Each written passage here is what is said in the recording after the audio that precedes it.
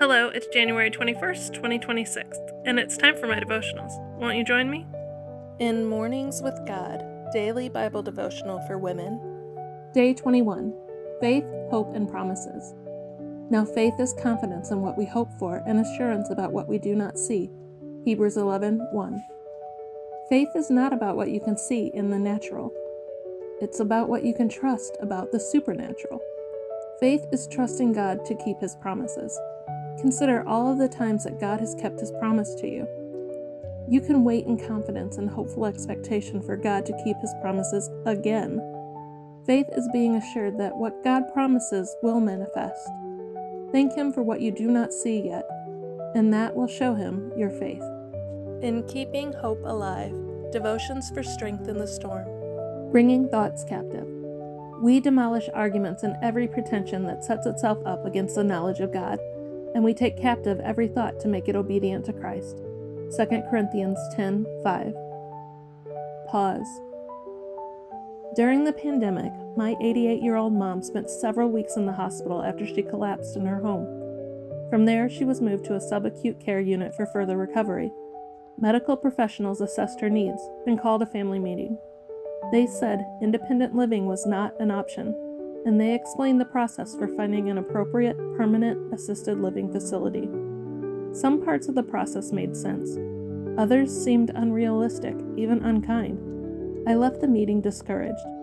What did my mother's future hold? My thoughts raced toward a dark and fear-filled place where what-if questions ran rampant. I've written a book and a Bible study about moving from fear to freedom. I speak on this topic at women's events. Now I had to intentionally practice what I preach. I admitted my fears to God, asked Him to help me reel them in, and then focused on His promises to care for our needs. Doing so brought fear under control, allowed me to think rationally, and drew me into a place of peace. Ponder. Identify thoughts that are running rampant and causing fear in you. Pray. God, reel in my fearful thoughts and bring them under your control. When we begin to think about our thoughts, perhaps for the first time, we can stop the downward spiral. We can reset and redirect them. That's our hope. Not that we would wrestle each and every fear, but that we would allow God to take up so much space in our thinking that our fears will shrink in comparison. Jenny Allen, Get Out of Your Head, Stopping the Spiral of Toxic Thoughts. In Joy and Strength. January 21st. Be of good courage, and He shall strengthen your heart, all ye that hope in the Lord. Psalm 31:24. Lord, all my desire is before Thee. Psalm 38:9.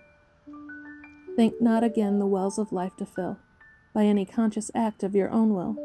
Retire within the silence of your soul, and let God's Spirit enter and control. The springs of feeling which you thought were stilled shall be so deepened, sweetened, and refilled.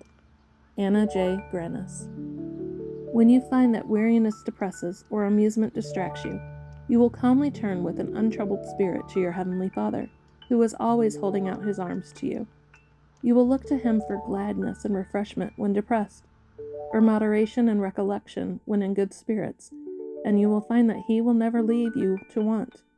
A trustful glance, a silent movement of the heart toward Him will renew your strength, and though you may often feel as if your soul were downcast and numb, whatever God calls you to do, He will give you power and courage to perform.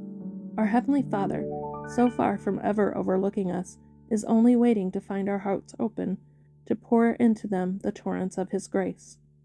François de la Mothe Fenelon. When we bring our thoughts captive and focus solely on God, and rest knowing that our faith, hope, and His promises will be fulfilled, it makes life so much easier. I hope you have a blessed day.